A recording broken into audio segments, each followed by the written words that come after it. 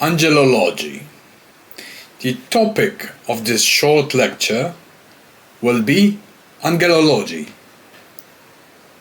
It is most commonly associated with Judeo-Christianity, as we know.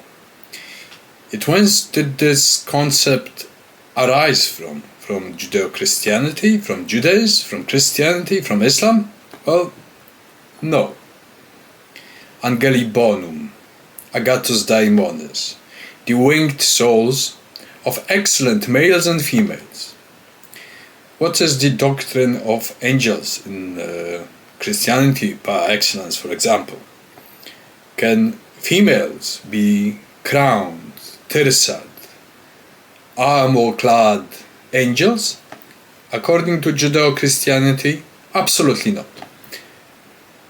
Can females be angels? According to Greco-Roman beliefs, Etruscan beliefs, absolutely yes. Now, what was the crowning of the heroic life, of the great life, of the beautiful life? It was the epitomization and heroization, heroi, mnemosine, aletheia, by sublimating one's soul into perfection so it can join the processions of gods and goddesses.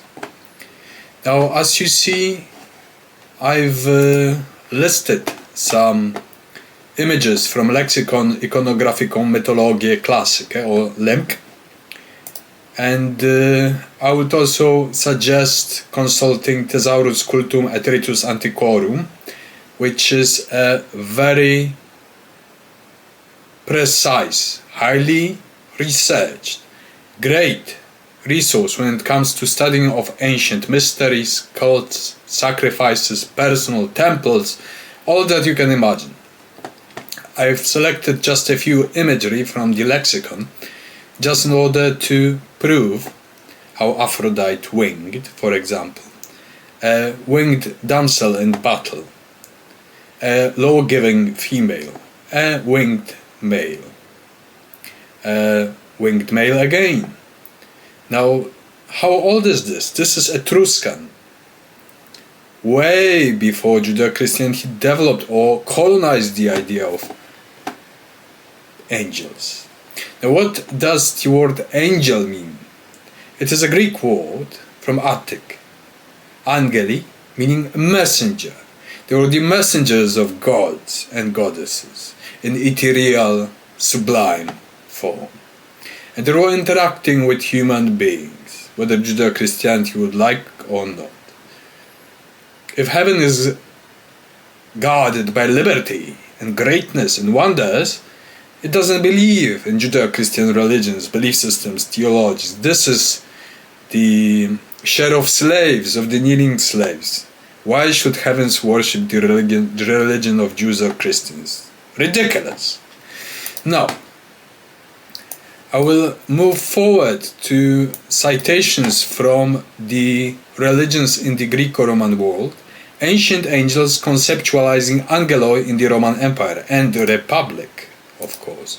So I prefer to deal with republican imperial damsels that didn't perish somehow, but walk in the background of this detritus of weird Levantine belief systems. And they didn't disappear because Judeo-Christians wanted to turn them into some kind of demons of some sort. Now, this book was written by Rangar Klein, Ancient Angels Conceptualizing Angeloi in the Roman Empire. And I will read a fragment of the introduction, whereupon the visitor on the Via Appia outside of Rome could read an inscription, Angelus bonus, good angel, leading Vibia to the feast. The visitor might feel some confusion, as some scholars have when viewing the images. What is Angelus doing in a pagan, heathen painting? The confusion will be understandable because most viewers would associate such beings with Christianity and Judaism, or in a later period, Islam. Well, how wrongly? We have the angels of the aether. Some attempts at imposing the Jewish idea of Michael, the angel of the Jews. upon the temple of Apollo led to confusion. People didn't know whether this Michael of Jewry is some kind of a god, so they started worshipping as a god.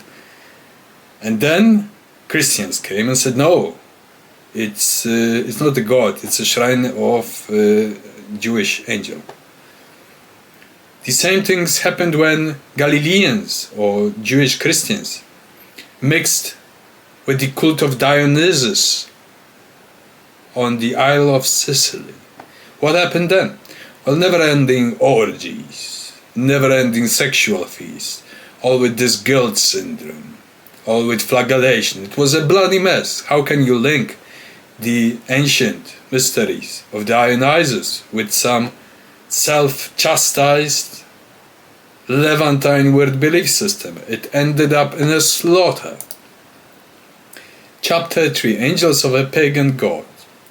Now, what I want to read particularly is how to become an Angeli Bonum, a great muse, a great female, or a great heroic angeli. So, angels of the grave. That were the graves at Terran, whereupon there was an inscription, how the epithalamisation happened, how the idea of heroism was understood. So a few epitaphs contain additional phrases or words that have been at the center of the debate.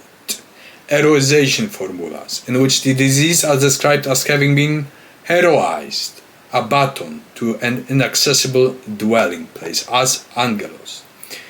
The earliest studies of the Terran epitaphs assume that the grave stellae belonged to Christians. However, this is a wrong assumption. Of the 60 angelos graves, stellae, 39 exhibit no surviving ornamentation. 21 stellae contain a symbol placed in a stylized pendant. Cross in circle design, similar to cross bar theta, the solar cross, the equilateral cross, not that cross, the cross that resembled the one that the Jewish zero was nailed to. So, what else do we have? Angels of the Spring, variations of local angelos veneration, and Christian reaction, colonization of our noble heathen beliefs. And then at the very last, angels of a Christian God. So those male self-chastised fools that destroyed the whole idea, and reminding in Judeo-Christian doctrine, a mortal, a male or a female cannot be angels. These are things created by their Jewish God.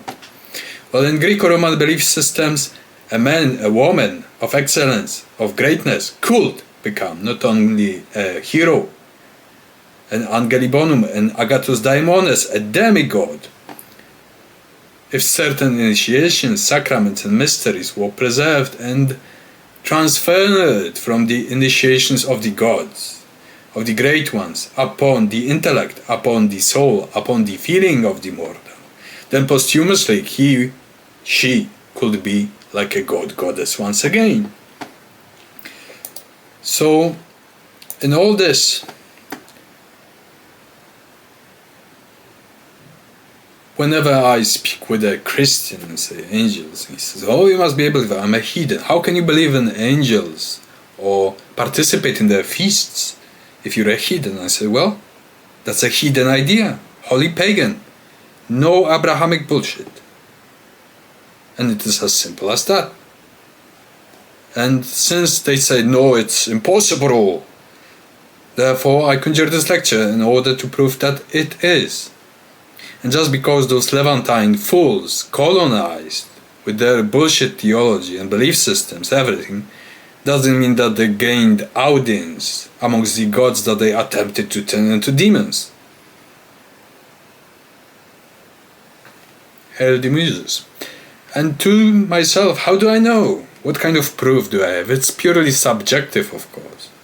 I was crowned by so many Tirsas as a philosopher, by the magnificent ladies of the ethers and the skies, that it is a proof enough to me that maybe I'm a complete wretch, but I am a wretch that is right and preserves the shroud of nobility. Thank you.